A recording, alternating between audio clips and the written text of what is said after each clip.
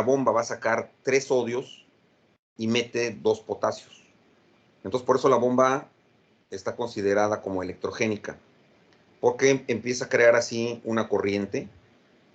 ¿Por qué? Porque el interior lo vuelve un poco más negativo que el exterior, y con esto se va a dar lugar a los potenciales de acción. Y esto va a permitir la despolarización de la membrana de manera continua, a través, por ejemplo, de todos los axones. Y luego vamos a ver que, además, esta bomba es parte de las ATPasas tipo P.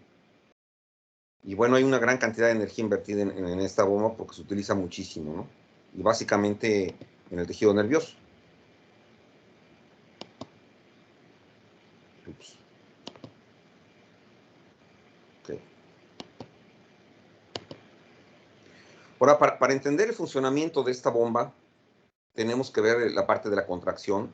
Y aquí quiero que sepan que vamos a ver esta parte de la anatomía del músculo y cómo funciona la contracción para ilustrar justamente el funcionamiento de las bombas. Nosotros habíamos visto las bombas de calcio, habíamos hablado de los canales de dihidropiridina y de rianodina y de la cerca, la bomba que estaba introduciendo calcio al retículo sarcoplásmico durante el reposo para que durante la contracción fuera expulsado ese calcio.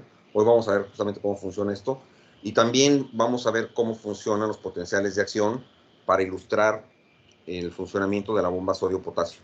Porque no tiene caso que les explique qué son las bombas y cómo están compuestas si ustedes no entienden el funcionamiento.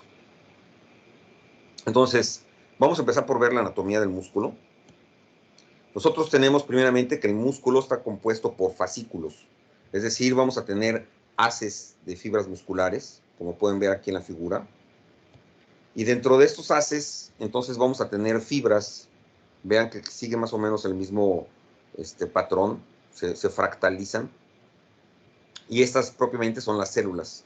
Y cada fibra va a tener una miofibrilla, y estas miofibrillas van a estar compuestas por los sarcómeros. Los sarcómeros son las unidades estructurales y funcionales en el músculo. Como pueden ver, lo está delimitando esas rayas que ven ahí, que más adelante vamos a ver que son la línea Z. ¿Sí les queda claro hasta aquí? Sí, profe. Ok. Entonces, así está compuesta una miofibrilla. Aquí pueden ver lo que yo estaba mencionando. Entonces, una miofibrilla va a estar delimitada por estas líneas que se llaman línea Z de cada lado. Y estas, entonces, están englobando un patrón de fibrillas que van a entrar en contacto y que son fibras delgadas, que son filamentos de actina, y fibras gruesas, que son esas que ven aquí, que son filamentos de miosina. Entonces, lo que va a pasar durante la contracción, y lo vamos a ver más adelante, es que la miosina va a tocar sitios específicos en la actina y eso va a permitir el desplazamiento de las fibras. De tal manera que lo que va a hacer es que se contraiga justamente el músculo. Y vamos a ir viendo cómo pasa esto. Entonces, primeramente, vamos a ver que hay una nomenclatura específica para el caso de las células musculares. Entonces, a la membrana celular se le va a denominar sarcolema. Y es una membrana muy particular porque tiene un potencial transmembranal. Es decir, va a permitir que aquellos estímulos nerviosos, los potenciales de acción que vienen viajando por los axones y que llegan a las terminales sinápticas, se desplacen también por esta membrana para poder así activar a los canales de dihidropiridina. Vamos a tener que el citoplasma se denomina sarcoplasma. Y vamos a ver una estructura muy interesante que son los túbulos T, que son estructuras de la misma membrana celular del sarcolema que se están insertando dentro del sarcoplasma. Es decir, se insertan en el citoplasma y se van a rodear justamente de los sarcómeros. Y ahorita lo vamos a ver más a detalle con una figura. Y tenemos el retículo sarcoplásmico, que es un retículo muy especializado, que permite hacer triadas con los túbulos T, como veremos. Entonces, las triadas va a ser un túbulo T que va a estar intercalado entre los sacos del retículo sarcoplásmico.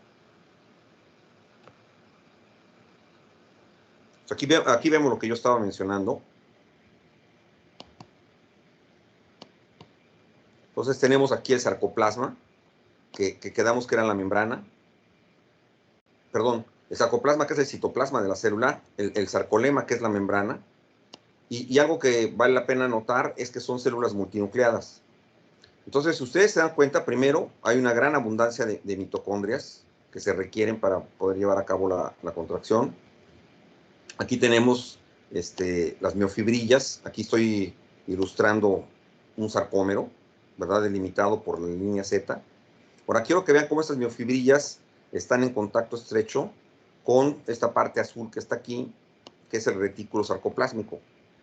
Y este retículo sarcoplásmico, si ustedes se dan cuenta, aquí tenemos los túbulos T que están en amarillo, y una triada se refiere justamente a esto que está aquí. Entonces, a un túbulo T con el retículo sarcoplásmico de cada lado. Así como se ve acá también.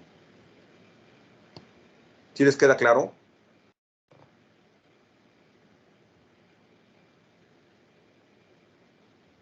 Sí, profe. Ok. Esto es para que quede todavía más claro. Entonces aquí podemos ver las miofibrillas. Chequen cómo tenemos diferentes núcleos, porque les digo que son células multinucleadas. Ahí están las cisternas del retículo endoplásmico.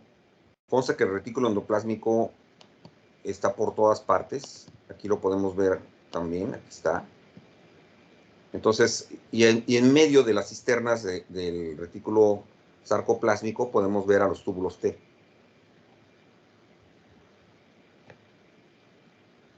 Ahora, el sarcolema, estábamos diciendo, tiene invaginaciones que son los túbulos T o túbulos transversos, que justamente lo estamos viendo en la figura de la derecha. Entonces se van a invaginar en la célula muscular alrededor de las miofibrillas, y por eso decíamos que tenía esta capacidad electrogénica de poder desplazar los potenciales de acción a través de esta membrana, porque el potencial de acción va a viajar por los túbulos hasta encontrar aquí al sensor de voltaje del receptor de dihidropiridina. Acuérdense que este receptor está en contacto con los canales de rianodina. Entonces, esto va a permitir que el calcio sea expulsado de los canales de rianodina y que ese calcio se utilice para la contracción muscular. Ya veremos ahorita cómo. Entonces, los receptores están acoplados, eso siempre considérenlo, tanto el de dihidropiridina como el de rianodina. ¿Sí les queda claro esto?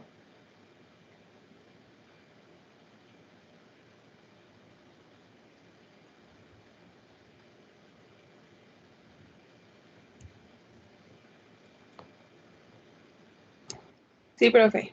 Ok. Entonces, otra parte importante en el tejido muscular va a ser el tejido conectivo.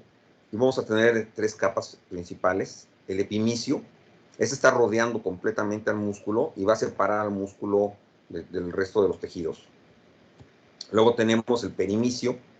Entonces, este está rodeando las fibras musculares. Eso es lo que delimita los fascículos.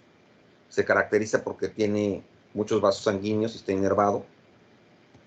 Y luego tenemos el endomicio, que es el más pequeño, más interno.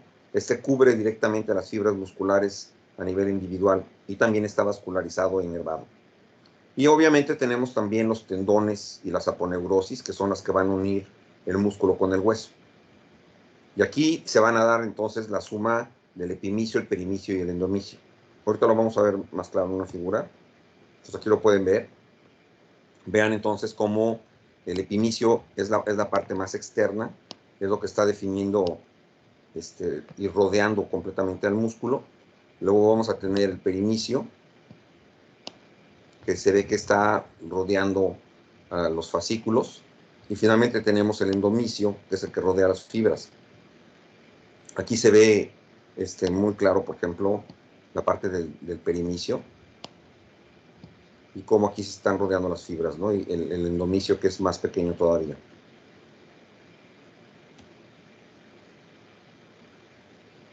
Y eso es para que se note con más claridad. Entonces aquí se puede ver incluso de color, se ve el epimicio así en azul. Luego ya se ve el fascículo, ¿verdad? Rodeado por el perimicio. Luego estamos viendo acá las fibras musculares, que están rodeadas nada más por el endomicio. Noten que hay vascularización e inervación. Y luego ya tenemos las miofibrillas, que están delimitadas como estábamos viendo, y que están rodeadas por el retículo sarcoplásmico y los túbulos T.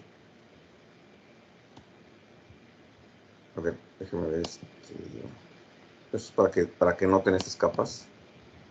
Skeletal muscles like the biceps brachii attach to bone via connective tissue called tendons. Muscles are composed of bundles of muscle fibers. Each bundle is separated by connective tissues known as perimysium. Each fasciculus is made up of muscle fibers, which are separated by connective tissue called endomysium. Skeletal muscle fibers or cells are multinucleated and striated in appearance. Muscle cells are composed of subunits called myofibrils. Each myofibril is made up of several myofilaments. The two types of myofilament shown in red are composed primarily of the protein myosin, and a thin myofilament shown in blue composed mainly of the protein actin. The repeating arrangement of thick and thin myofilaments serves as the fundamental subunit of striated muscle contraction. These subunits are called sarcomeres. A sarcomere contraction is represented by the shortening of the distance between the Z lines. The sarcomere shortens because the thin filaments slide past the thick filaments. In 3D, each thick myofilament is surrounded by 6 thin myofilaments arranged in a hexagonal pattern. The 3D arrangement of sliding myofilaments is the microscopic basis of muscle contraction.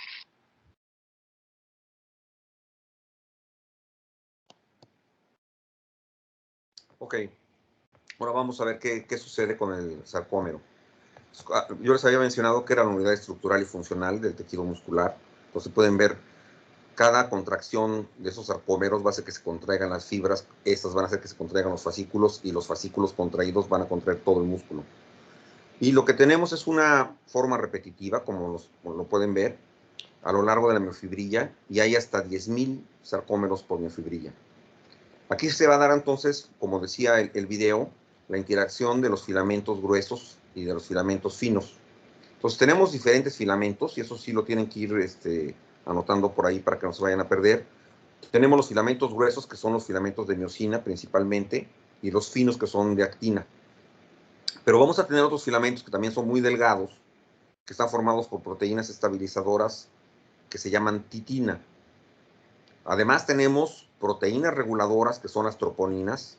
Hay 3 tipos de troponinas, ya lo veremos más adelante. Y también está otra fibra muy importante, que es la tropomiosina. Todas tienen un papel particular. La tropomiosina se va a encargar de enmascarar los sitios de acción entre la actina y la miosina. Y las troponinas se van a encargar de desplazar a la tropomiosina para que queden descubiertos esos sitios y que la miosina pueda tener acción con la actina. Entonces deben tener muy en mente esto. Todo esto, ¿verdad? Por el grueso de las fibras y los colores, va a marcar un patrón de bandas que van a ser oscuras y bandas claras, que se conocen como bandas anisotrópicas y bandas isotrópicas, ya lo veremos. Y bueno, esto obviamente va a obedecer también a la densidad que tienen los filamentos, y va a marcar justamente el hecho de que los músculos estén estriados o no. Entonces vamos analizando esta parte, que es la parte más importante.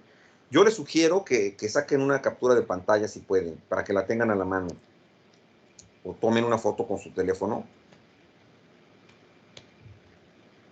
para que no pierdan de vista lo que vamos a ver a continuación. ¿Ya lo hicieron?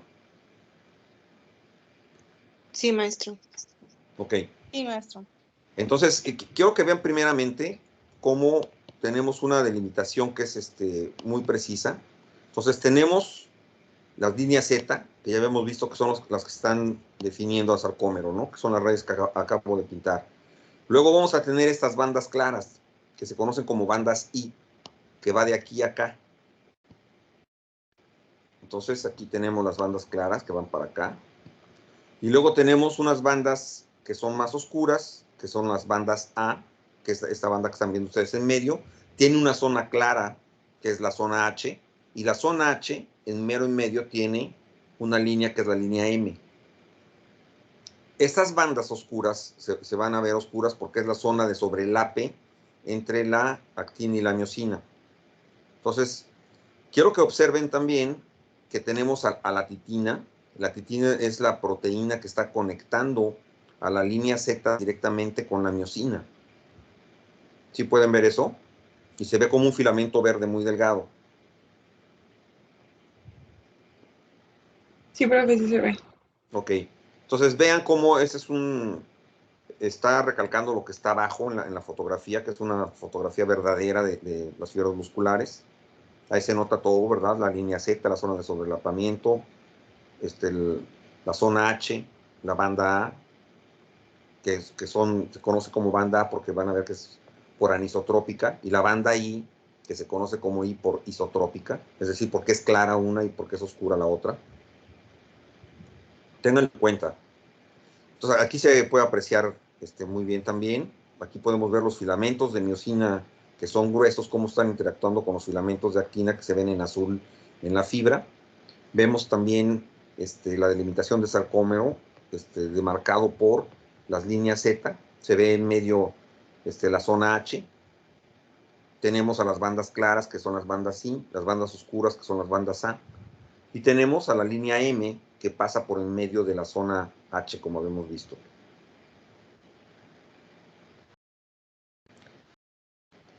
Ya hablando de sarcómero propiamente, está delimitado por línea Z, como habíamos quedado. Y algo que es importante es que la línea Z corre por en medio de las bandas claras, es decir, de las bandas I. Y aquí se van a encontrar entonces los filamentos delgados. Estábamos diciendo que era la actina, la troponina, la tropomiosina, que van a estar anclados a los lados de la línea Z. Y también la titina, ¿verdad?, que va a estar estabilizando a la miosina.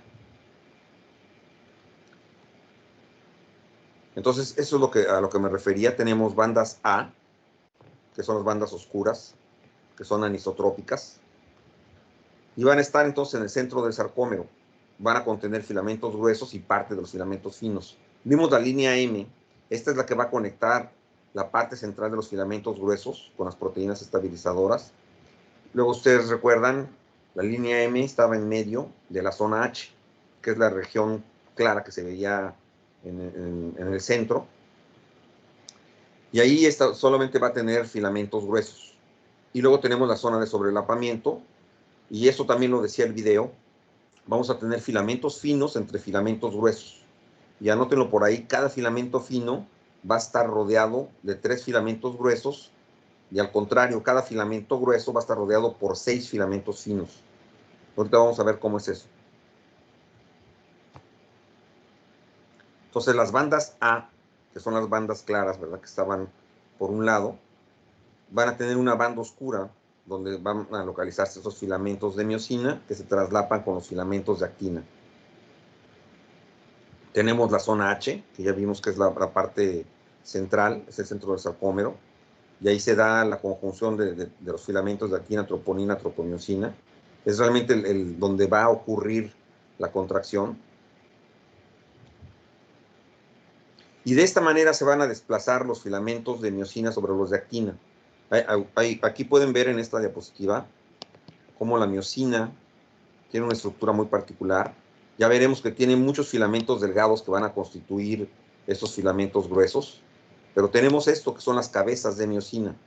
Y las cabezas de miosina tienen que entrar en contacto con los filamentos de actina.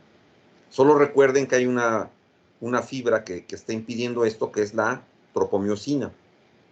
Y para que la tropomiosina ya no estorbe y pueda entrar en contacto la miosina con la actina, se requieren de las troponinas.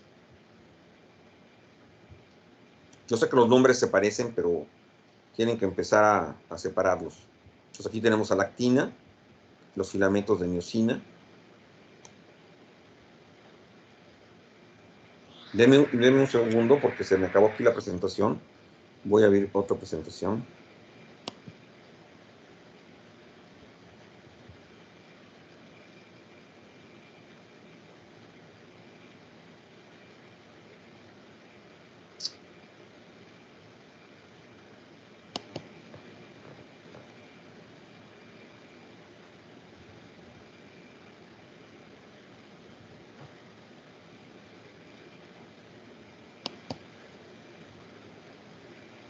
¿Pueden ver mi pantalla?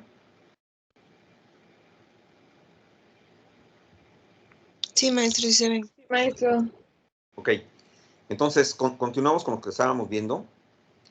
Si se dan cuenta, aquí tenemos los filamentos de actinina. La actinina siempre va a estar en contacto con la actina y tenemos los filamentos de titina, que son los más extremos, son los que se encuentran en la parte más distal.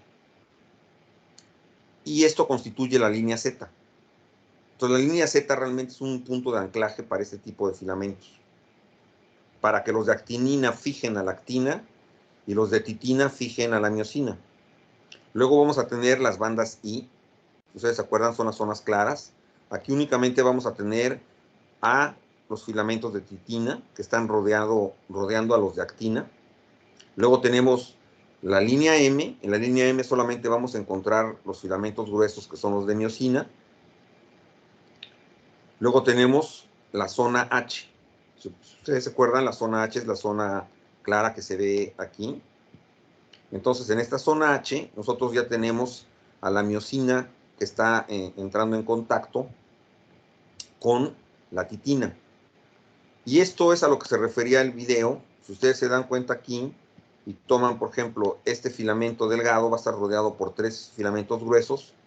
Y si toman este filamento grueso, va a estar rodeado por 6 filamentos delgados. ¿Sí está claro? Sí, profe.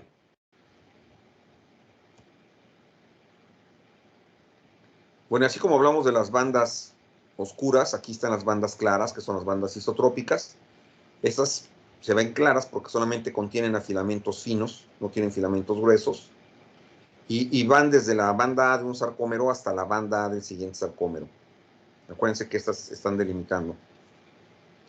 Y las líneas Z se conocen como Z por zigzag. Salen de los filamentos finos hacia la línea M, que si ustedes se acuerdan, en la línea M tenemos filamentos gruesos. La titina ya había yo mencionado que es una proteína estabilizadora de la miosina, son fibras elásticas desde los filamentos gruesos hasta las regiones Z. Y además tenemos las triadas que están en la zona de sobrelapamiento, eso no lo olviden, porque es en esa zona de sobrelapamiento que se va a dar la contracción y es aquí que tiene que salir el calcio. Entonces, noten aquí las bandas I, están entre 2 sarcómeros, si estamos de acuerdo, y así aparece como una banda clara, solo con filamentos de actina.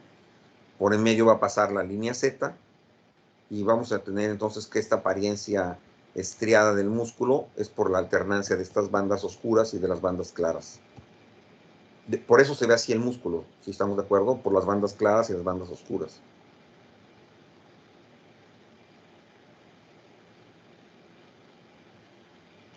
Ahora vamos hablando de los filamentos finos, porque eso es importante. Tenemos la actina. La actina, primeramente, tienen que saber que es una proteína globular. Entonces se encuentra como G-actina, como están viendo aquí en la figura de abajo, y se tiene que polimerizar para volverse actina filamentosa, que se denomina F-actina. Entonces la actina va a tener además un doblez, va a ser una hebra doble helicoidal, así como el DNA, igualito. Y tenemos una proteína que se llama nebulina. La nebulina pasa como si fuera el hilo de un collar por en medio de la actina F. Tenemos a la tropomiosina, que yo les decía que cubre los sitios activos de la actina y evita la interacción entre actina y miosina. Y tenemos a las troponinas. Yo les decía que había 3 tipos de troponinas. Estas son la troponina I, que va a tener contacto directo con la actina. La troponina T, que tiene directamente un intercambio con la tropomiosina, la va a jalar. ¿Y la va a jalar cuándo? Cuando el calcio se fije en la troponina C. Entonces, por eso es tan importante. Aquí podemos ver lo que yo estaba mencionando. Ahí están las troponinas, la tropomiosina que está enmascarando los sitios de la actina, la nebulina, que es esa proteína que se ve en color verde y que pasa por en medio de la actina filamentosa. Ahora, así se ve la actina globular que está arriba y cómo se vuelve actina filamentosa al polimerizarse y cómo tiene esta formación de doble hélice. Ahora, así estaría un filamento de actina en ausencia de calcio. Entonces, cuando no hay calcio, la tropomiosina, si ustedes se dan cuenta, está enmascarando estas zonas que se ven más oscuras, que son los sitios activos de la actina. Sí pueden notar esas zonas oscuras, ¿verdad? ¿Sí las notan? Sí se ven, profe. Bueno, entonces, si ven la tropomiosina, está enmascarando estos sitios, no permite que la miosina entre en contacto con esos sitios. Ahora, ¿qué pasa cuando hay presencia de calcio? El calcio, por medio de las troponinas, acuérdense que tenemos la troponina C, que es la que va a fijar el calcio, va a hacer que se contraigan las troponinas y que jalen a la tropomiosina. Y con esto dejan expuestos los sitios activos para que se pueda unir la miosina con la actina.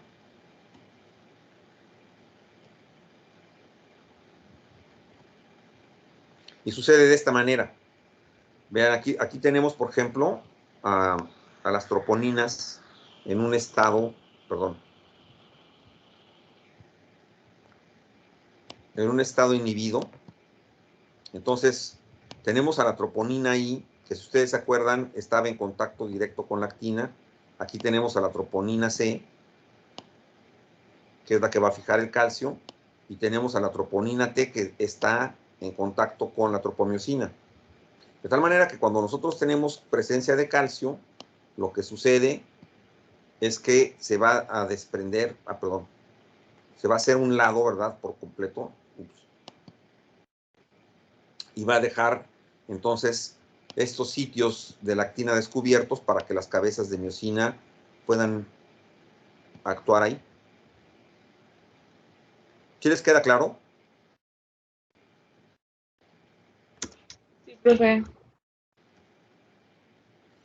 Bueno, eso es tan importante para que tengan una idea que a nivel cardíaco, que también es músculo estriado, nosotros vamos a tener entonces este papel importante de las troponinas y la acción que van a tener con la actina, y es un marcador del buen funcionamiento del corazón.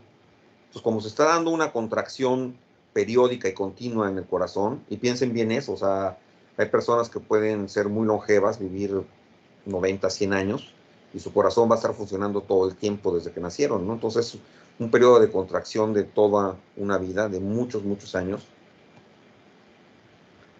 Entonces, como podemos ver aquí, la troponina C se une con el calcio, la troponina T se une con la tropomiosina y la va a jalar. Y esto permite entonces que tenga esta unión.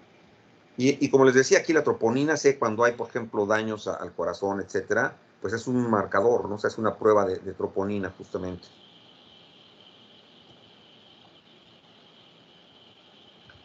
Y aquí pueden ver, por ejemplo, un caso donde hay un problema a nivel cardíaco. Por ejemplo, se pueden ver las miopatías distróficas o las miotonias. Entonces, cuando hay un mal funcionamiento del corazón, inmediatamente estas proteínas que son tan importantes van a salir a reducir. Ahora, nos regresamos a la estructura básica que estábamos nosotros observando, ¿verdad? Que es esta de aquí, lo de las bandas. Y aquí podemos ver entonces algo que es importante. Aquí ya podemos ver cómo tenemos a las cabezas de miosina que van a poder interactuar con los sitios de la actina, ¿verdad? Porque la tropomiosina ya fue hecha a un lado gracias a la presencia de calcio.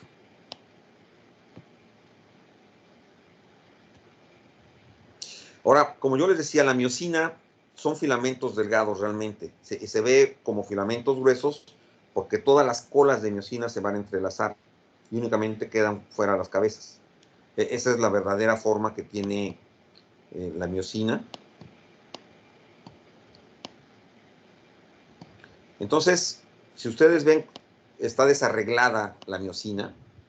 ¿Y qué es lo que va a pasar? Se requiere de la fosforilación, se requiere de ATP para que una quinasa, que es la quinasa de cadenas ligeras de miosina, por sus siglas en inglés se abrevia así, MLSK, como ustedes pueden ver, está fosforilando a la base de las cabezas de la miosina, y eso es lo que hace que tenga este rearreglo, ¿verdad? Que se ponga rígida cuando esté en estado activo, y luego todas estas colas se van a entrelazar con las de las otras miosinas para poder constituir filamentos gruesos de esta manera.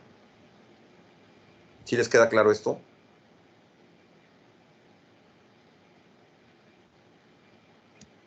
Sí, profe.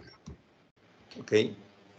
Entonces, esto tiene un background. Aquí podemos ver entonces la presencia de calcio. El calcio va a interactuar con esta proteína que se abrevia CAM, que es la calciocalmodulina.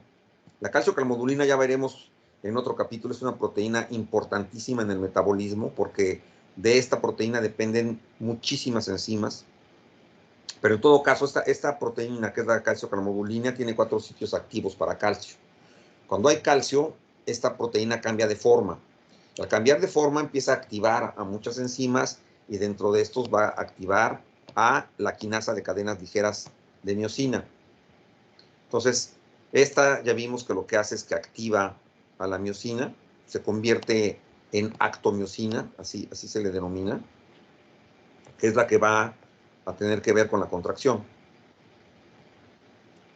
Entonces tenemos las fibras de miosina alrededor de un centro de quitina, ya lo habíamos visto esto, y tenemos que las moléculas de miosina entonces tienen esta cola alargada hacia la línea M y una cabeza globular.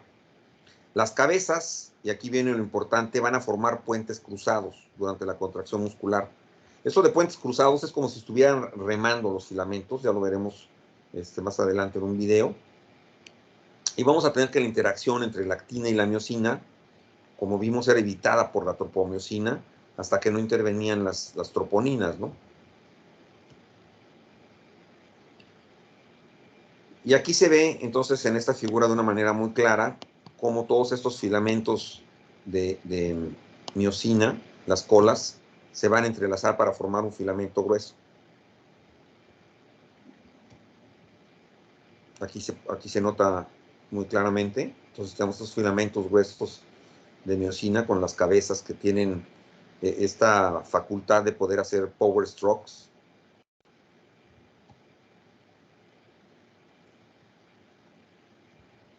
Entonces ustedes se dan cuenta, aquí ese es como un agrandamiento de lo que sucede en toda esta zona, ¿verdad? Si que ustedes se acuerdan, eran las bandas A. Entonces tenemos a la quitina que está estabilizando a la miosina y vemos cómo las cabezas de la miosina son móviles. Y aquí se ve por qué la línea M está constituida de esta manera. Está dispuesta así para poder estabilizar a la miosina y es en el centro, ¿verdad?, de esta zona H que se va a dar la contracción. Entonces, para que se dé la contracción, las fibras musculares se tienen que contraer acortando las miofibrillas que estamos viendo. Vamos a tener este deslizamiento que van a ocasionar los power strokes de las cabezas de miosina, y eso va a permitir entonces que el músculo se acorte y que se desarrolle la tensión muscular. Entonces el efecto neto es que las líneas Z van a ser jaladas hacia el centro del sarcómero, se va a cortar la zona H y se acorta también la banda I. Vean esto. Pues aquí tenemos el músculo relajado en la parte de arriba y ya después en contracción. Si ustedes se dan cuenta, lo que más se nota es que esta parte, que es la zona H, que está aquí, desaparece virtualmente, ¿verdad? Porque se contrae por completo el músculo, gracias a que las cabezas de miosina están jalando, ¿verdad?, sobre las fibras de actina.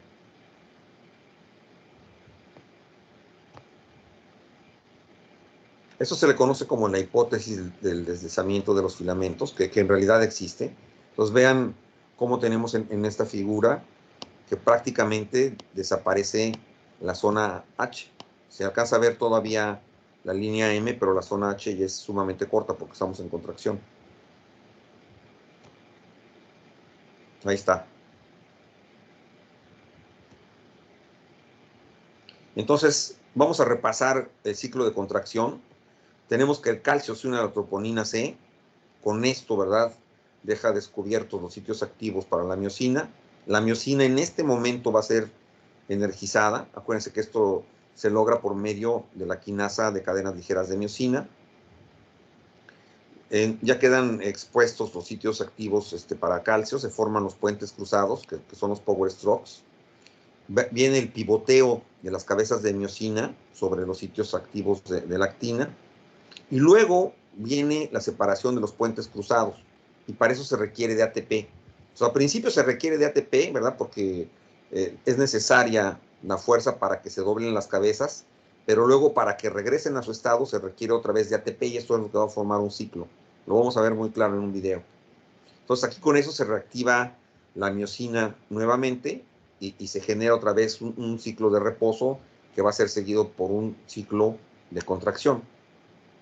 Todo esto, y lo tienen que notar y lo vamos a ver más adelante, es debido a que tenemos estos potenciales de acción que se ven aquí arriba, es decir, tenemos neuronas que van a entrar en contacto con el músculo formando la placa motora, van entonces a permitir el desplazamiento de los potenciales de acción, que es lo que va a permitir que en los túbulos T se activen los receptores de dihidropiridina para que se activen en el retículo sarcoplásmico los de reanodina y que el calcio pueda ser liberado para que las troponinas dejen descubiertos los sitios y que tengamos la contracción. Ahora sí ya tienen más o menos la película completa. ¿Sí les queda claro?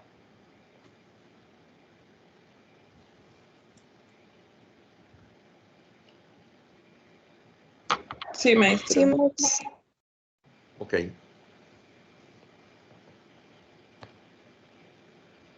Entonces, ese es un ciclo de contracción.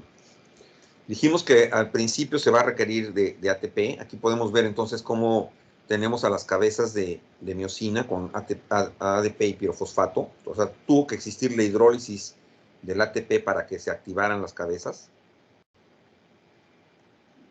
Aquí participa el calcio. Entonces, es en este momento que quedan descubiertos los sitios, ¿verdad? Porque se hace a un lado la tropomiosina.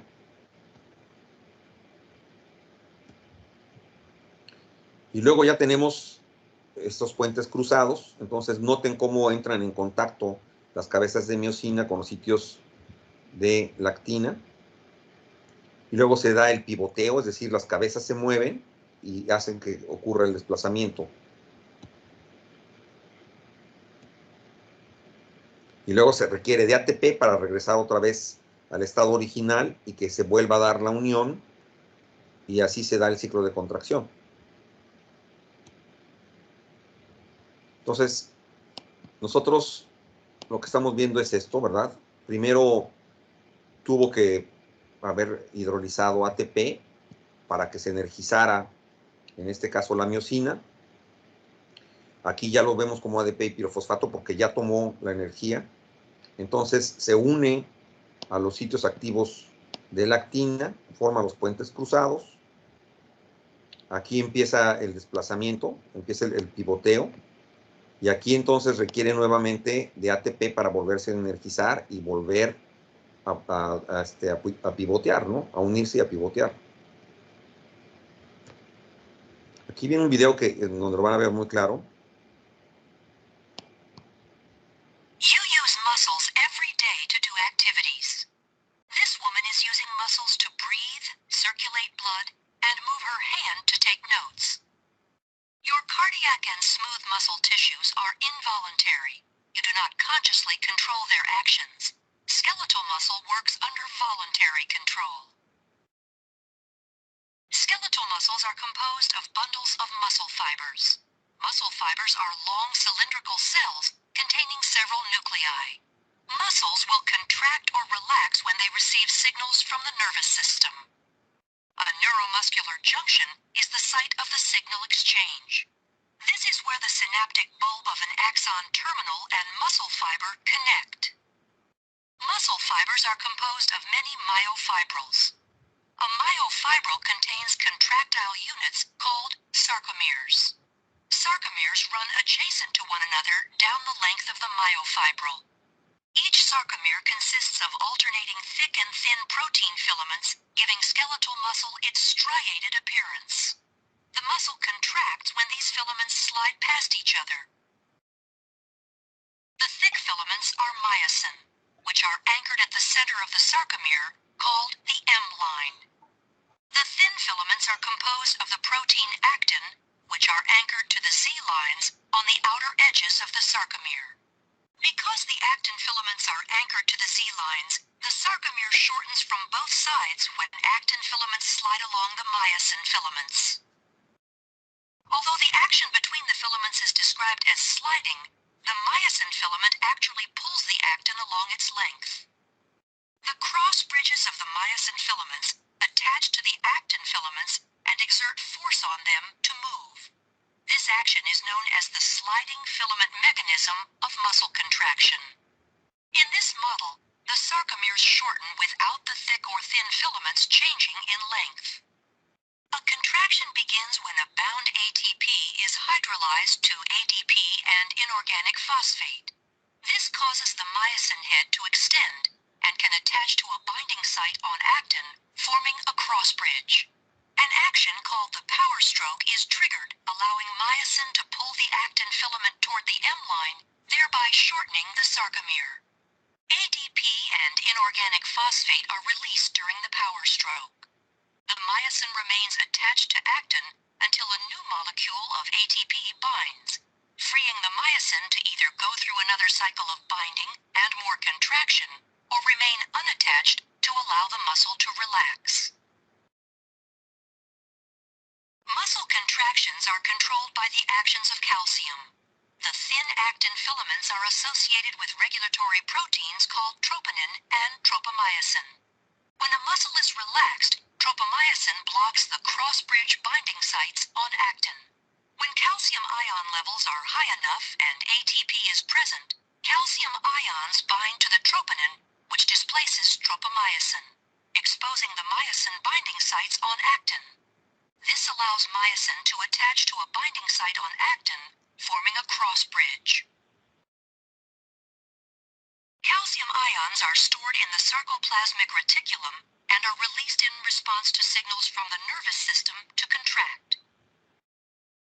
Neurotransmitter molecules are released from a neuron and bind to receptors, which depolarizes the membrane of the muscle fiber.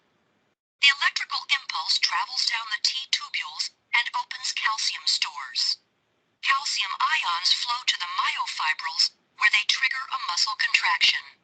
As the actin and myosin slide along each other, the entire sarcomere shortens as the Z lines draw closer to the M line. As the sarcomeres in myofibrils contract, the entire muscle fiber will shorten. When muscle fibers contract in unison, a muscle can produce enough force to move the body, allowing you to take notes. ¿Les quedó claro el video, jóvenes? Sí, maestro. You use muscles. A ver, permítame.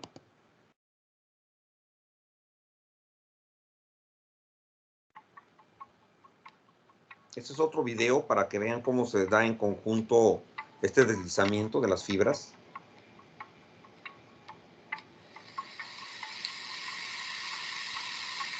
We move our bodies by contracting skeletal muscle. While the results of this action are plain to see, the mechanism behind the action is not. Contraction of skeletal muscle tissue occurs when actin and myosin myofilaments slide past one another, causing the sarcomere to shorten. It is important to note that the individual myofilaments do not change length themselves, but instead overlap each other to shorten the sarcomere. Moving in for a closer look, we can see the details of how this occurs. The molecules you see here are myosin, which at rest has both adenine diphosphate and phosphate molecules attached to the individual myosin heads. Actin, tropomyosin, and troponin. When we decide to move, calcium is released from the sarcoplasmic reticulum.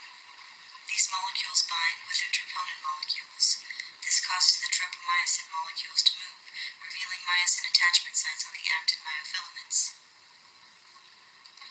phosphate attached to the myosin heads gets released as the heads move to connect with the attachment sites on the actin. The resulting formation is called a cross bridge. The remaining adenine diphosphate molecule is then expended in what is called a power stroke when the myosin heads pull the actin inward. Once the adenine diphosphate attachment is spent, adenine triphosphate molecules attach themselves to the myosin heads. These molecules trigger the release of the myosin heads from the actin attachment sites and are immediately broken down into adenine diphosphate and a single phosphate as the heads move back into their resting position. This is called the recovery stroke. If calcium is still present, the cycle will repeat again, and the sarcomere will continue to shorten until the calcium ions are transported back into the sarcoplasmic reticulum and the muscle relaxes.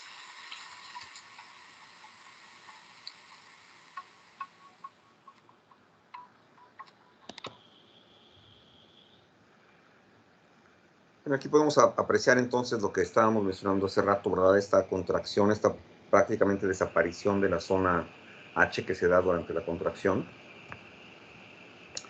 Y hasta aquí le dejamos, nos vemos a las 10 para continuar. Y vamos a ver entonces la otra parte, ¿no? Cómo se va a dar todo este potencial de acción para que se pueda dar la contracción muscular.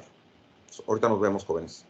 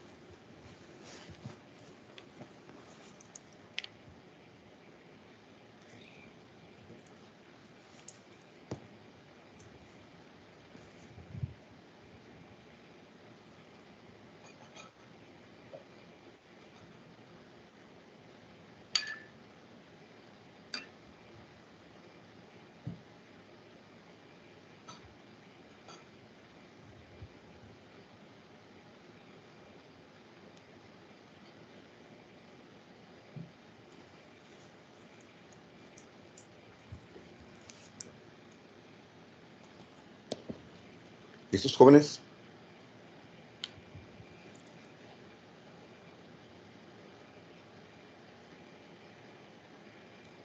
¿Pueden ver mi pantalla? Sí, profe, sí se ve. Ok. Bueno, todos estábamos diciendo que teníamos una inervación que es muy particular, que constituye la placa motora, que es lo que va a permitir entonces que se dé toda esta contracción. ¿Cómo sucede? Nosotros tenemos primeramente que se requiere de este tipo de estimulación y lo van a lograr las neuronas motoras. Tienen una característica muy importante las neuronas motoras. Como pueden ver aquí, tiene dendritas, que eso va a permitir entonces contacto con otro tipo de células. Tiene el axón, que es por donde va a viajar el potencial de acción, y tiene las terminales sinápticas. Las terminales sinápticas generalmente van a servir también para conectarse con otras neuronas o para vertir, en este caso, neurotransmisores. Entonces, nosotros tenemos una unidad motora que va a estar constituida por una neurona motora y vamos a ver cómo varias fibras musculares pueden ser controladas por una sola neurona motora. Entonces, aquí si se dan cuenta, tenemos, por ejemplo, esta neurona que está aquí, que está inervando a una fibra aquí y a otra acá.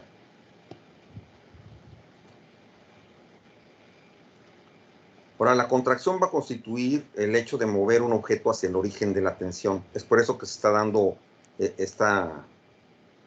este fenómeno de contracción. Aquí lo pueden apreciar ustedes. Entonces se genera tensión.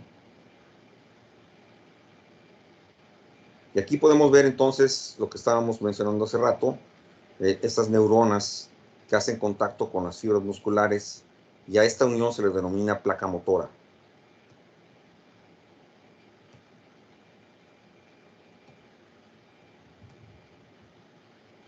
Ahora, es importante que nos situemos en el sistema nervioso para entender de lo que estamos hablando. Aquí tenemos un diagrama muy simplificado del sistema nervioso, donde podemos notar que tenemos el sistema nervioso central, el cual está constituido básicamente por el encéfalo. En el encéfalo tenemos al cerebro, al cerebelo y al bulbo raquídeo. Tenemos por otra parte la médula espinal. La médula espinal va a ser muy importante porque es lo que permite que el sistema nervioso periférico se conecte con el resto de las extremidades. Y algo que es importante es que tenemos nervios. Y ahorita vamos a ver qué es un nervio exactamente. Tenemos nervios sensitivos y nervios motores. Y además tenemos el sistema nervioso autónomo, ¿no? Donde está el simpático y el parasimpático, que van a permitir la contracción o la relajación de varias de las vísceras, ¿no? Entonces, esto funciona de esta manera. Nosotros, por ejemplo, en el caso del músculo liso o de las glándulas, vamos a tener que van a estar en conexión con neuronas que se van a alojar, cuyas cabezas se van o los somas se van a alojar en ganglios para tener interacción con la sinapsis de otras neuronas. Y aquí noten bien cómo tenemos entonces a este cuerpo de la neurona, que es el cuerpo gangliónico, que está localizado en la zona gris. Y ahorita vamos a ver por qué tenemos estas zonas grises. Aquí puede haber interneuronas también conectando estas dos neuronas que están aquí. A menudo las hay. Y bueno, entonces aquí es únicamente para ver que tenemos por la parte de arriba neuronas sensoriales y por la parte de abajo tenemos neuronas motoras que están inervando al músculo esquelético. Ahorita lo vamos a ver con más detalle. Una de las características es que este tipo de neuronas van a vertir en el espacio sináptico acetilcolina. La acetilcolina es lo que va a permitir entonces que el músculo esquelético se pueda contraer. Contrariamente, en el sistema nervioso autónomo tenemos una sucesión de neuronas que primero se activan a otras con acetilcolina, pero después vamos a tener norepinefrina, es decir, noradrenalina. Eso es lo que mueve al músculo liso. También hacia los vasos sanguíneos va a ser el mismo tipo de conexión, va a ser por norepinefrina. Y ya cuando hablamos entonces del músculo cardíaco, también tenemos que va a ser la acetilcolina la que va a permitir la contracción.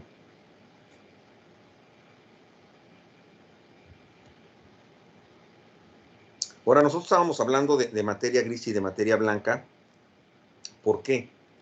Porque son los somas los que van a constituir la materia gris y son todos los axones los que constituyen la materia blanca.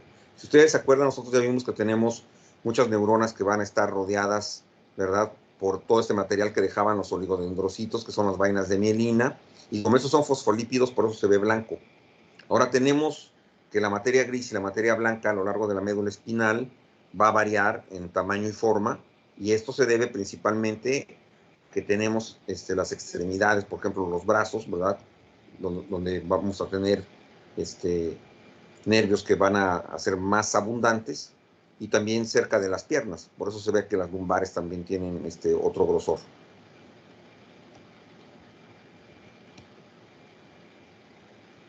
Ahora, esta es la columna vertebral, es una vértebra básicamente, y nosotros lo que podemos apreciar en esta vértebra es primeramente el proceso espinal, ese proceso espinal que está aquí arriba, que está señalado con esta flecha amarilla. Pueden ustedes tocarlo en su espalda, ¿verdad? Es lo que se ve. Y tenemos otros procesos, los transversales, pero muy importante, tenemos este orificio que está aquí en el interior. Este orificio se denomina foramen y es por donde va a pasar la médula espinal.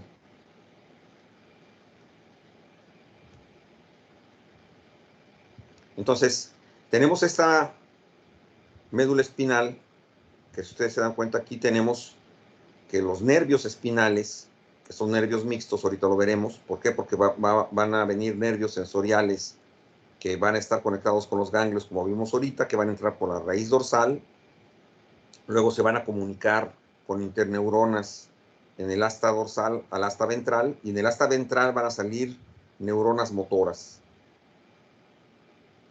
Ahorita lo vamos a ver más claro.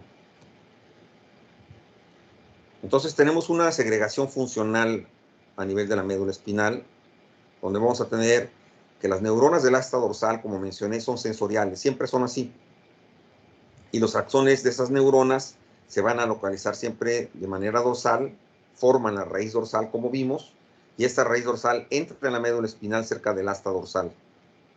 Y luego tenemos las neuronas del asta ventral, que son las motoras, y los axones de estas se localizan de manera ventral y de manera lateral, forman la raíz ventral,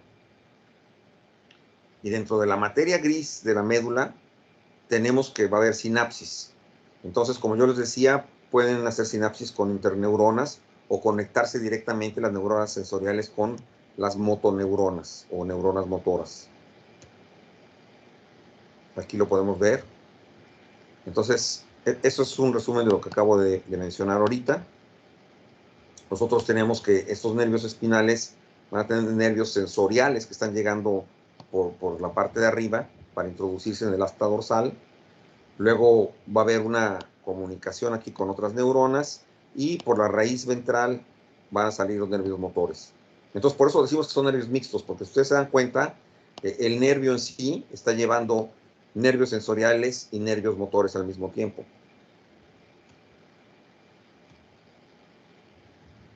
Ahora, las fibras sensoriales que está llevando son aferentes y siempre llevan información de los órganos hacia el sistema nervioso central, mientras que las motoras llevan información fuera del sistema nervioso central, que es para el control muscular básicamente. Y eso es para que no se distraiga el cerebro. Piensen bien eso. Tenemos una parte en el cerebro que se llama tálamo, que es el que filtra la información, y esto impide que el cerebro se sature de información. Así permite y le da cierta autonomía al sistema nervioso periférico, y es aquí donde se van a generar entonces los arcos reflejos. Tenemos los nervios craneales, esos están conectando al cerebro con la periferia directamente, y tenemos los nervios espinales, que son de los que estamos hablando, que conectan a la médula con la periferia. Y además tenemos las fibras somáticas que conectan a la piel o los músculos con el sistema nervioso central, y las viscerales que van a conectar a los órganos internos con el sistema nervioso central. Entonces, noten la disposición de los nervios espinales. Entonces, aquí vemos cómo se dividen. Tenemos inicialmente en la parte superior, junto al cerebro, los cervicales. Luego tenemos ya todos los nervios torácicos, que son muchos, los lumbares, Y vean cómo hay un cúmulo muy importante en la parte de donde está el sacro, ¿no? Los nervios sacros. Entonces, hay 31 pares, hay 8 cervicales, 12 torácicos, 5 lumbares, 5 sacros, y hay uno que es el coxigio, que está en el coxis, evidentemente. Y así se vería su médula sobre las vértebras. Si pueden apreciar, estábamos hablando entonces que entraban aquí los nervios sensoriales, iban a tener una interacción aquí con las fibras motoras o con interneuronas para salir por aquí. Y este es el proceso espinal, ¿verdad? Es toda esta parte. Es lo que se nota en la espalda de alguien, por ejemplo, a nivel de las vértebras. Que así se vería a nivel tridimensional cómo está dispuesta la médula espinal con los nervios. Esto, como yo les decía, da lugar al arco reflejo bisináptico. Entonces nosotros, por ejemplo, aquí tenemos un receptor cutáneo. Este receptor va a tener, digamos, termorreceptores. Entonces va a ser sensible al calor. Dependiendo de la cantidad de calor, va a haber un potencial de acción que se va a desatar. Y esto no necesariamente necesita avisarle al cerebro que está caliente, sino que la misma médula lo va a poder percibir. Entonces, esta neurona sensorial que estamos viendo aquí es la que está llevando esta información de calor. Como pueden ver ustedes, entró por el asta dorsal, y si ven aquí hay una pequeña neurona, que es una interneurona, que está conectando la neurona sensorial con la neurona motora. La neurona motora lo que va a hacer es que va a permitir la contracción del músculo para que se retire, ¿verdad?, el dedo, por ejemplo, en este caso que está siendo expuesto al calor. ¿Les queda claro esto? Sí, profe. Ok. Entonces vemos a esta niña tonta, por ejemplo, que está haciendo justamente lo que estábamos ilustrando, ¿verdad? Que está poniendo su dedo en un cerillo. Entonces las fibras sensoriales son las que están avisándole, ¿verdad?, a su médula. Aquí podemos ver que este tipo de señal se está haciendo cada vez más intensa por el calor, y lo que va a hacer la fibra motora es permitir que el dedo se retire, ¿verdad?, por la contracción muscular. Y en este caso, como es un arco reflejo, no va a haber necesidad de que la señal vaya hacia el cerebro. Tenemos otros arcos reflejos, lo conocen ustedes también, cuando les pegan en la parte baja de la rodilla. Aquí vamos a tener entonces que las fibras sensoriales, sin que llegue hacia el cerebro, están haciendo que los músculos flexores se activen y también los cuádriceps, y es por eso que se levanta su pierna. Y tenemos este otro arco reflejo, que es el arco reflejo de succión. O sea, cuando los niños lactantes, ¿verdad?, succionan los pezones de las madres, ¿qué es lo que va a suceder? Vamos a tener que las fibras sensoriales van a hacer que se secrete oxitocina. La oxitocina va a ser muy importante porque esta va a permitir el tránsito a nivel de los alvéolos de las glándulas mamarias para que empiece a salir la leche. Esto funciona junto con la prolactina, pero va a depender de qué tan fuerte sea la succión. Y es por eso que hay señoras, por ejemplo, que les cuesta mucho, digamos, amamantar a sus niños porque no tienen una succión muy fuerte y requieren, pues, de tiraleches, ¿no? Ahora, vamos a hablar propiamente ya de los potenciales.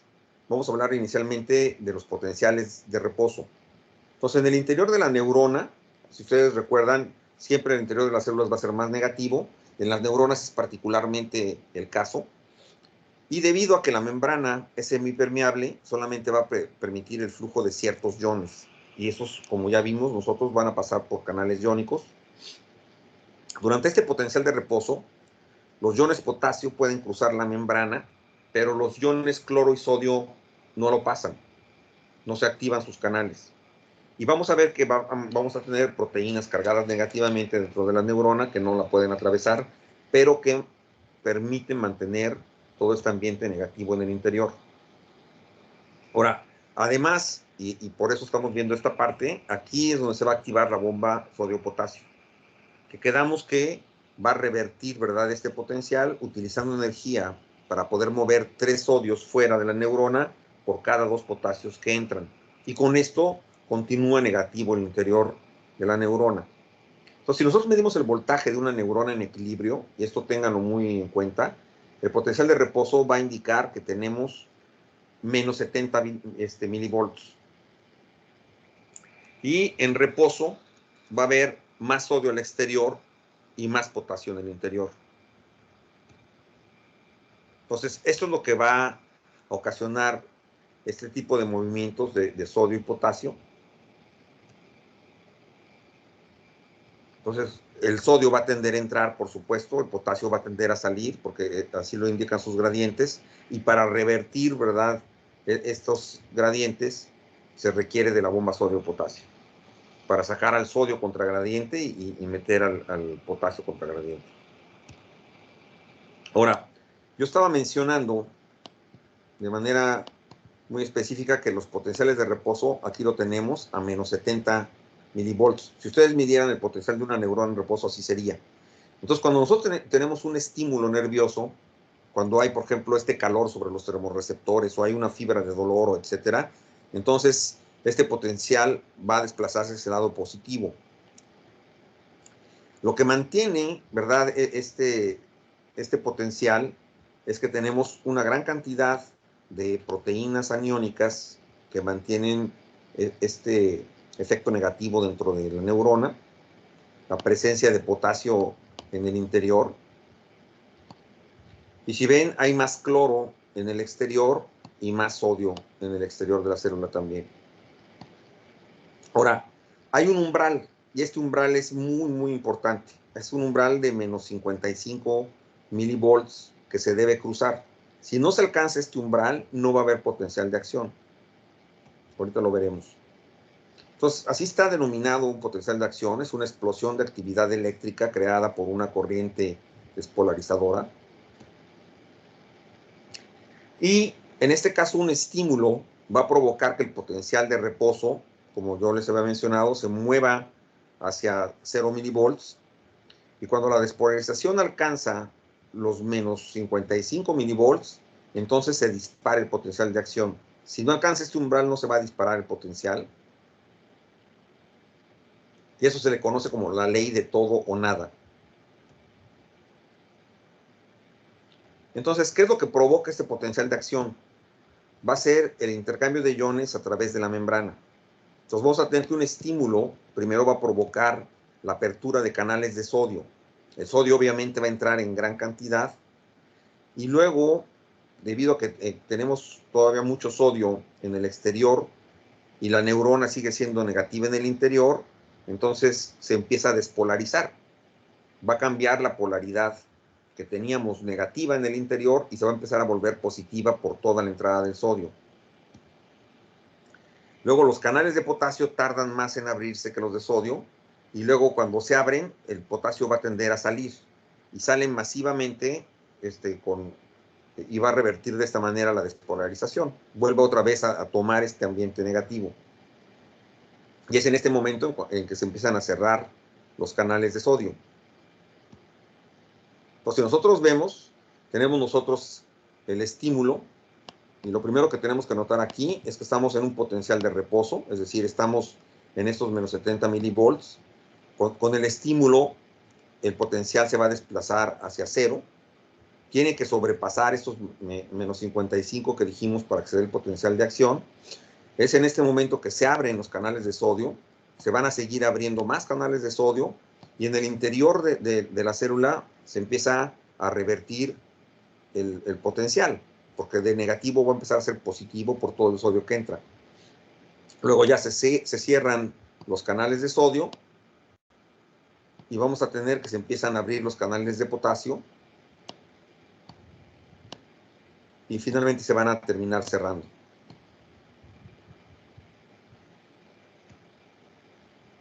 Entonces, para regresar estos iones a su estado normal, pues requerimos de esta bomba sodio-potasio. Y es así que se va a utilizar ATP, que va a ser hidrolizado en ADP y pirofosfato, para que tenga energía esta bomba para bombear 3 sodios hacia afuera e introducir al mismo tiempo 2 sodios hacia el interior. Y esto siempre lo está haciendo contra gradientes, si se dan cuenta. Entonces aquí podemos ver cómo va a bombear 3 sodios hacia afuera y aprovecha e introduce 2 potasios en el interior. Y regresa ese pedazo de la membrana a su potencial original. Pero no así los espacios contiguos.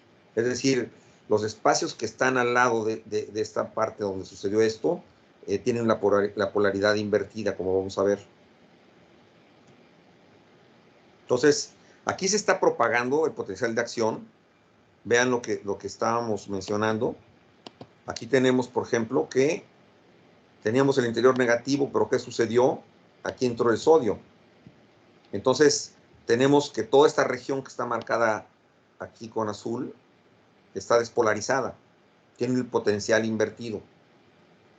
Luego, ¿qué va a pasar?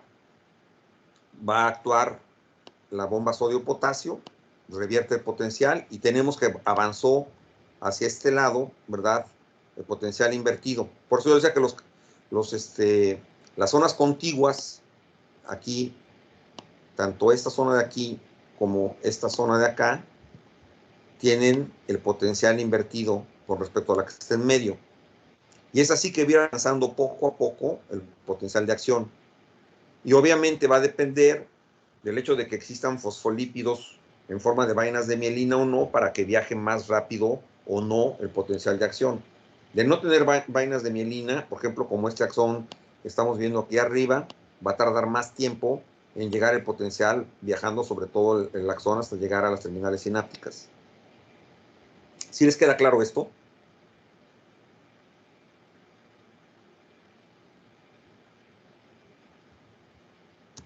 Sí, profe. Ok. Entonces, quedamos aquí. Aquí tenemos la entrada de sodio.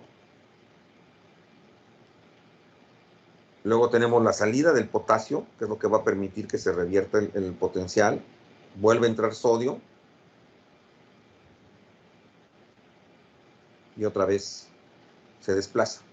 Vuelve a salir potasio. Pero recuerden que para regresar a la concentración original, pues se requiere de la TPasa, ¿no? Ok. Entonces, ¿qué es lo que vamos a tener nosotros? Nosotros podemos tener esta unión, chequen bien. Aquí tenemos una vaina de mielina, como pueden ver, está minimizada esta neurona. Para que se dé esta salida de los neurotransmisores aquí en el espacio sináptico, se requiere que entre calcio.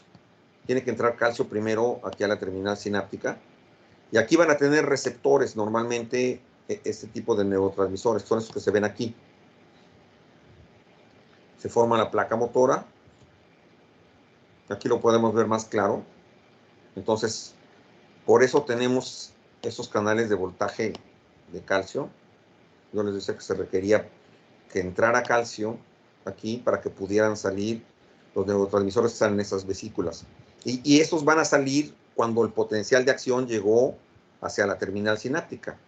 Y aquí vamos a tener receptores para los neurotransmisores que van a desatar alguna acción.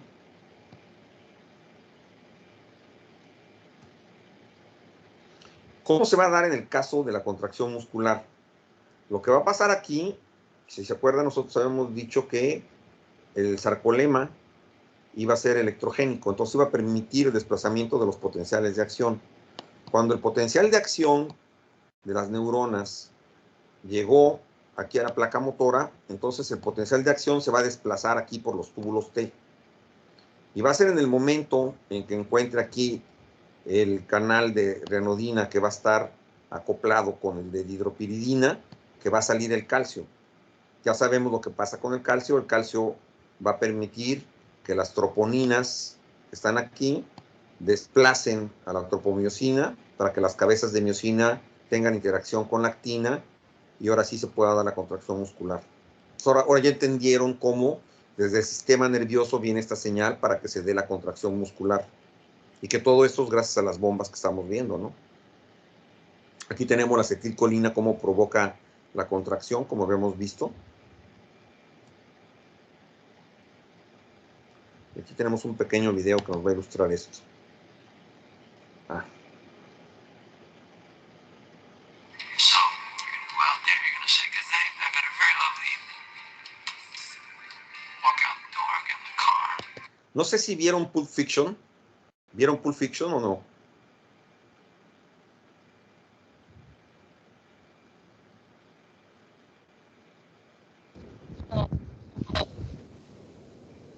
¿No la vieron? Para ponerlos en contexto nada más. Se trata de...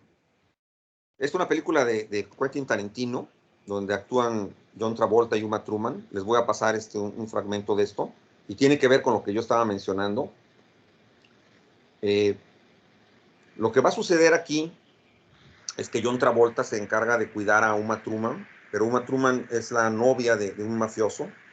Entonces, al principio la cuida, pero ella empieza a meterse droga, se pasonea fuertísimo y empieza a tener problemas cardíacos, justamente. Entonces, lo que vamos a ver es el papel de la adrenalina, cómo la adrenalina va a ser capaz de generar esta contracción. ¿Por qué viene esto? Si ustedes ven aquí, vamos a ver que esas moléculas de acetilcolina, mientras provocan contracción a nivel del músculo esquelético, lo que están provocando es que se relaje el músculo cardíaco. Entonces se requiere de la acción contraria, que es la que va a ejercer la adrenalina para que se pueda dar de nuevo esa contracción y que no le falle el corazón.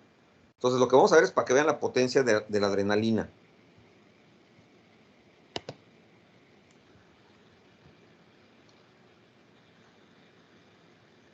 So, you're gonna go out there, you're gonna say goodnight. I've had a very lovely evening. Walk out the door, get in the car. Go home, jerk off, and that's all you're gonna do.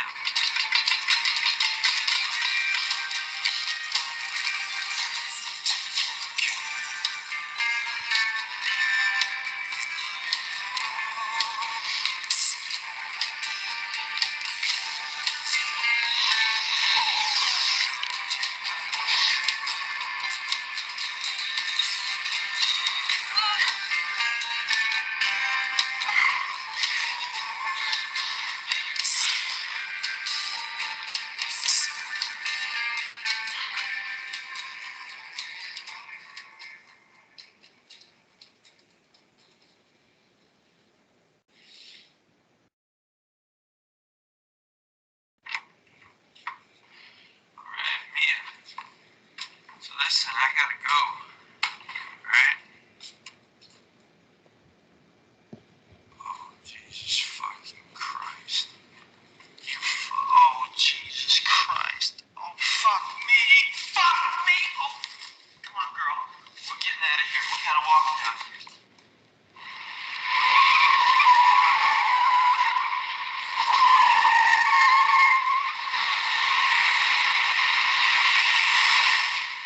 Don't fucking die on me, Mia.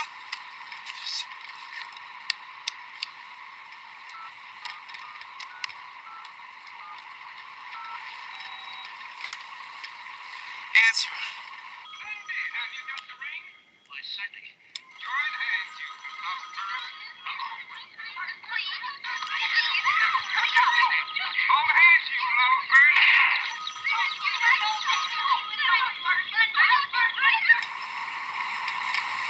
Fuck you, Lance. Answer.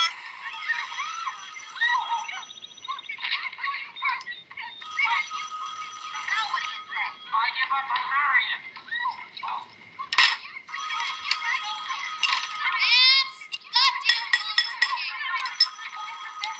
I can hear it.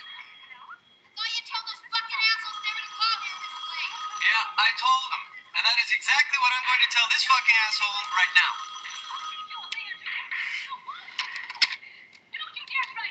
Hello? Lance! Vincent! I'm in big fucking trouble, man. I'm coming to your house. Whoa. Hold your horses, man. What's the problem? I got this chick. She's fucking ODing on me. Well, don't bring her here. I'm not even fucking joking with you, man. Do not be bringing some fucked up poop onto my house. No choice. She's ODing? She's fucking dying on me, man. Okay, well then you bite the fucking bullet and you take her to a hospital and call a lawyer. Negative. This is not my fucking problem, man. You fucked her up. You fucking deal with this. Are you talking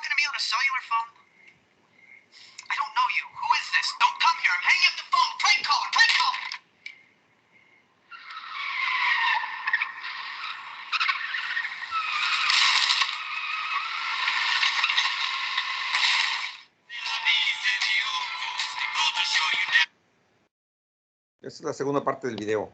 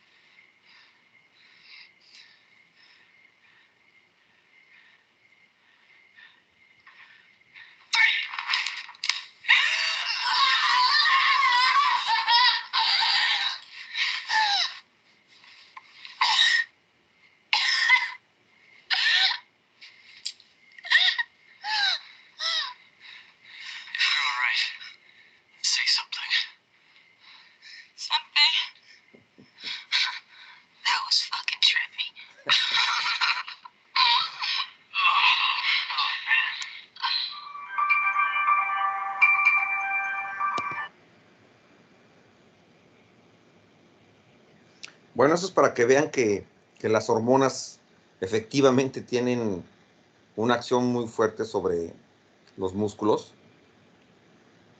Entonces, aquí tenemos ya todo el control de la actividad muscular. Primeramente tenemos cómo llega el potencial de acción, se libera acetilcolina, permite el cambio en la permeabilidad. Entonces vamos a tener estas exocitosis de las vesículas de acetilcolina, como ustedes vieron. La acetilcolina va a hacer interacción con sus receptores en la placa motora. Esto va a permitir que cambie la permeabilidad. Entonces viene el sodio hacia el interior. Tenemos el potencial de acción en el sarcolema. Se va a dar entonces este desplazamiento de los potenciales de acción por los túbulos T. Y finalmente, algo que es súper importante es que tenemos una enzima que se llama acetilcolinesterasa, que tiene que destruir a la acetilcolina, porque de otra manera se quedaría contraído todo el tiempo. Y eso es para que existan ciclos, ¿verdad?, de relajación también. ¿Sí les queda claro esto?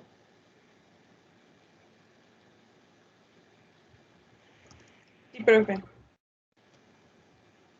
Entonces aquí podemos ver esta placa motora. Entonces la inervación de las fibras musculares por medio de las neuronas.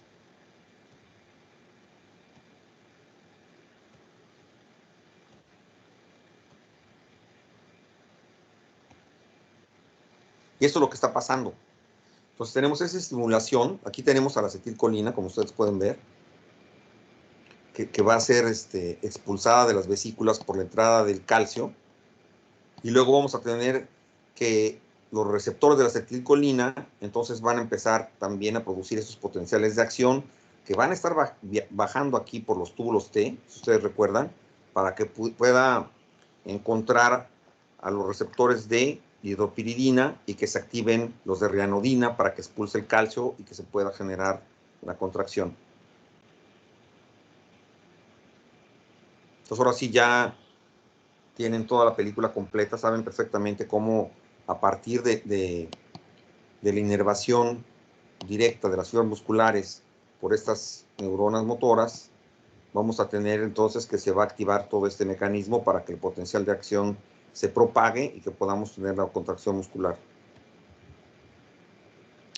Va a ser muy importante esta parte, piensen bien lo que les había dicho. Y aquí tenemos entonces que hay acetilcolina en las vesículas. Nosotros vamos a ver que esta acetilcolina, si ustedes se dan cuenta, es como bolitas rojas, va a actuar sobre sus receptores que se encuentran aquí. Y tenemos estas como lunas amarillas, que es la acetilcolinesterasa, para que una vez que actúan sobre sus receptores puedan ser destruidas. Si la acetilcolinesterasa no actúa, va a haber problemas sumamente graves. Se va a dar una especie de tetanización a nivel cardíaco. Pues aquí podemos ver muy claramente qué es lo que está pasando.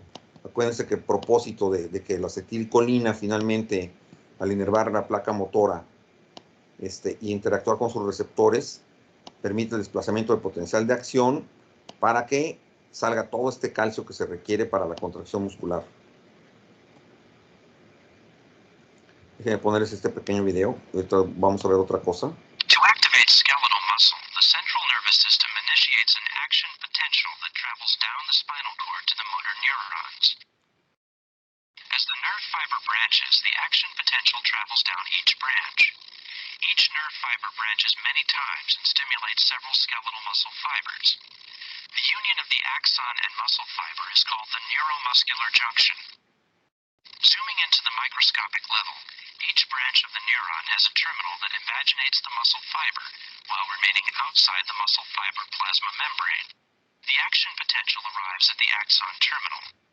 In the terminal, the action potential causes the release of acetylcholine from the synaptic vesicles into space between the axon terminal and the muscle fiber, called the synaptic cleft. In the synaptic cleft, the acetylcholine binds with a receptor site on the fiber membrane, which opens a chemically gated ion channel. Sodium then rushes through the ion channel into the muscle fiber, causing an action potential to form on the fiber membrane. The action potential spreads along the muscle fiber. As more nerve branches activate additional fibers, the action potential spreads over the entire muscle. Upon activation, the muscle contracts.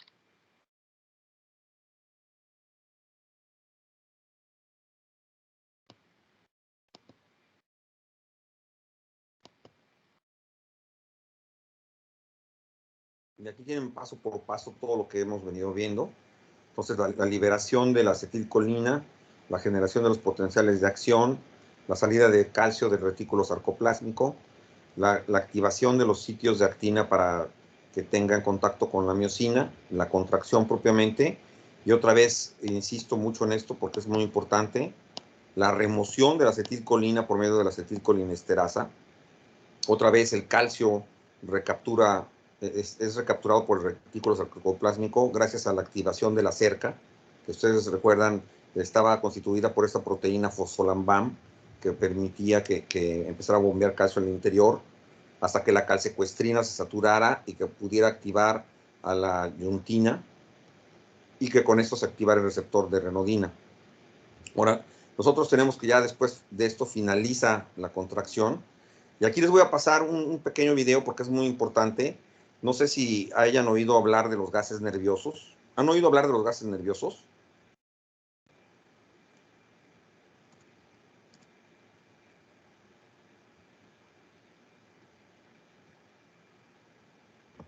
No creo, profe. Los gases nerviosos se diseñaron en la Segunda Guerra Mundial. Los alemanes hicieron un gas primero, después los británicos respondieron con otro gas. Y estos gases tienen la particularidad de ser más densos que el aire. Es decir, si usted, eso permite que si los avientan con misiles, caigan sobre la gente, ¿verdad? Evidentemente para eso los utilizan. Son incoloros y son inodoros también. Y una de las cosas que hacen estos gases es que destruyen a la acetilcolinesterasa. Como no hay acetilcolinesterasa, ¿qué es lo que va a pasar? Pues que la acetilcolina va a seguir actuando y esto provoca la muerte de las personas. Por eso le insistía mucho en lo de la acetilcolinesterasa. Y lo van a ver porque estos gases que estaban prohibidos y que ya no se usaban, los acaban de usar recientemente, lamentablemente. El gasarín es un agente tóxico cuyo uso como arma de guerra está prohibido por normas internacionales. Pero, ¿qué es exactamente el sarín? ¿Cómo funciona? ¿Cuáles son sus efectos sobre las personas que entran en contacto con la sustancia tóxica? Las respuestas en el siguiente informe. Los agentes nerviosos como el sarín son lanzados normalmente a través de un proyectil binario que contiene dos componentes químicos. Al dispararlo, los discos que separan los productos químicos se rompen. La rotación del misil en el aire hace que los productos químicos se mezclen para formar el agente tóxico que se libera en el momento del impacto. El sarín puede ser inhalado, ingerido o absorbido por la piel. Una vez dentro del cuerpo, el sarín interrumpe la actividad sináptica al detener la degradación del neurotransmisor acetilcolina, provocando así que los músculos queden en estado de estimulación permanente. Los síntomas inmediatos de la intoxicación con sarín incluyen visión borrosa, secreción nasal y dolor de cabeza, seguida de una opresión en el pecho, ritmo cardíaco variable y náuseas generalizadas. La exposición a altas dosis da lugar a convulsiones, parálisis e insuficiencia respiratoria, llevando finalmente a la muerte.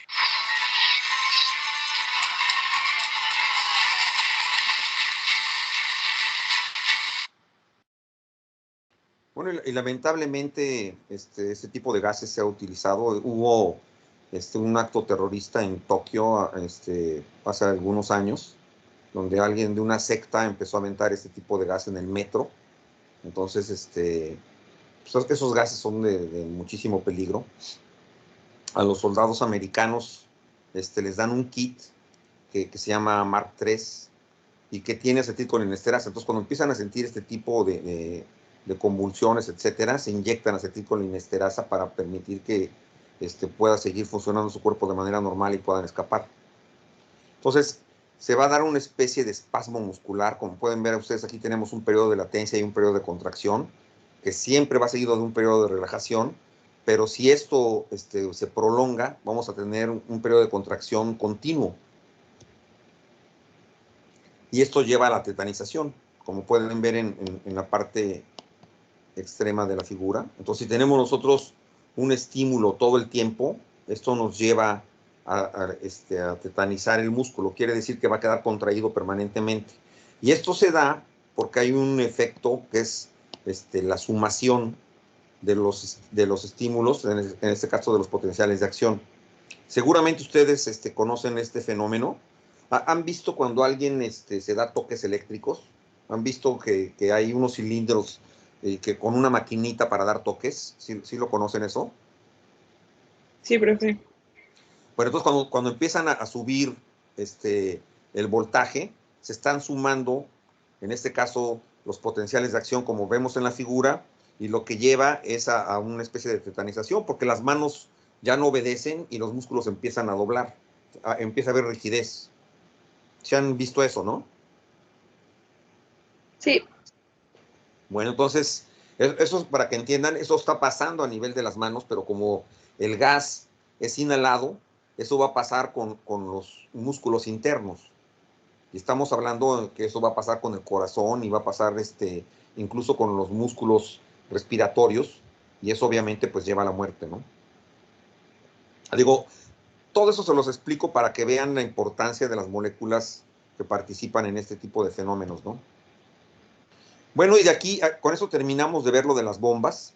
Hay una parte de su temario que incluye la ósmosis. La ósmosis no es más que la difusión del agua a través de una membrana selectivamente permeable hasta que se iguala la concentración de solutos en ambos lados, como están viendo exactamente en la parte superior de la imagen.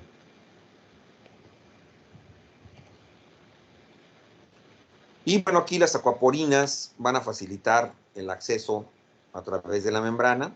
Vamos a ver que el agua se va a mover dependiendo de la concentración de solutos hacia un lado o hacia otro. Las células generalmente van a tener una gran concentración de solutos y esto es bueno. ¿Por qué? Porque va a generar un gradiente osmótico favorable para que el agua siempre tienda a entrar a la célula. Y el efecto se puede contrarrestar con un gradiente opuesto gracias a la concentración de iones inorgánicos, como van a ser el sodio y el cloro. Pero si ustedes recuerdan, por eso siempre hay más potasio en concentración que sodio.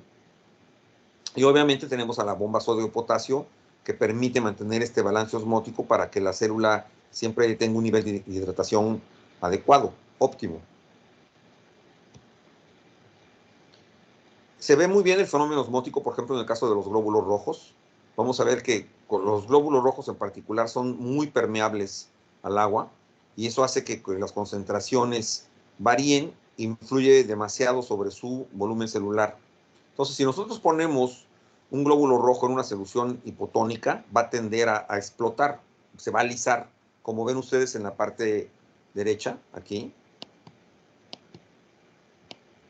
Aquí tenemos este caso, ¿no? Entonces, lo ponen en una solución hipotónica, se lisa, y si ustedes lo ponen al contrario, en una solución hipertónica, es decir, una solución con sales, se va a colapsar. Esto depende de la bomba sodio-potasio, y sabemos que depende de la bomba sodio-potasio porque hay un veneno respiratorio que se llama guabaína, que es un inhibidor de esta bomba, y cuando se da, cuando se pone guabaína, por ejemplo, deja de funcionar esta bomba sodio-potasio y se dan esos fenómenos extremos, ¿no? Entonces aquí se ve claramente cómo en una solución isotónica va a guardar esta forma tan bonita que conocemos de los eritrocitos. Pero ¿qué pasa en los extremos? Aquí tenemos en una solución hipertónica cómo se colapsan por completo. Y luego vemos en una solución hipotónica cómo tienden a alisarse. Vean cómo ya están todos redondos, ¿no? Perdieron esta forma curveada que está en medio.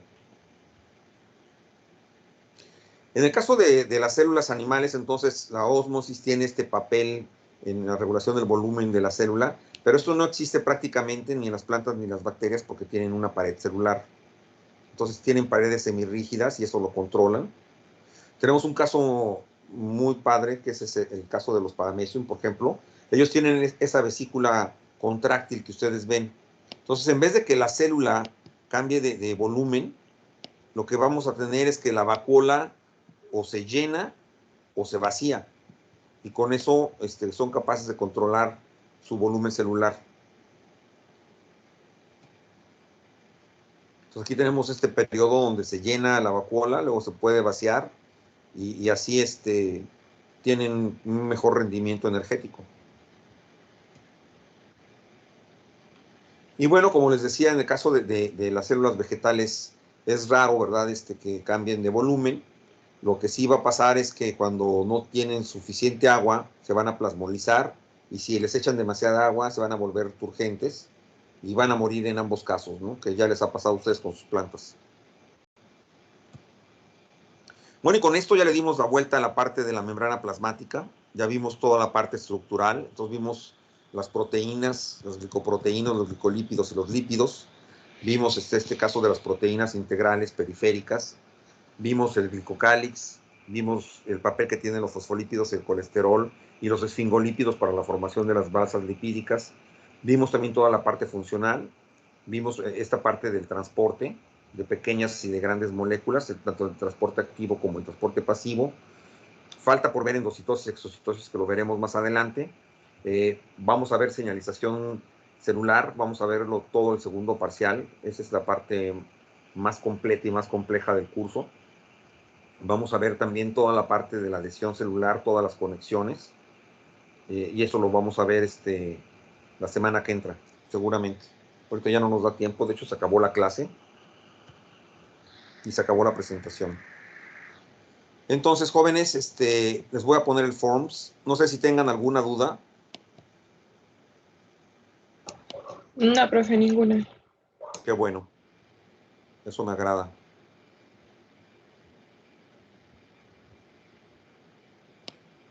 Déjenme, les pongo esto para que pongan su asistencia.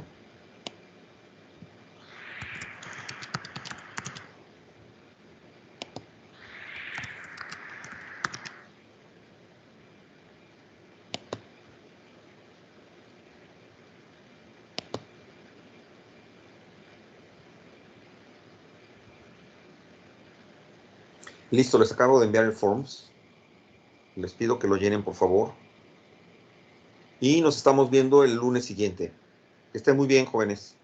Coman frutas y verduras. Gracias, maestro. Que tenga buen día. También, sí, hasta luego.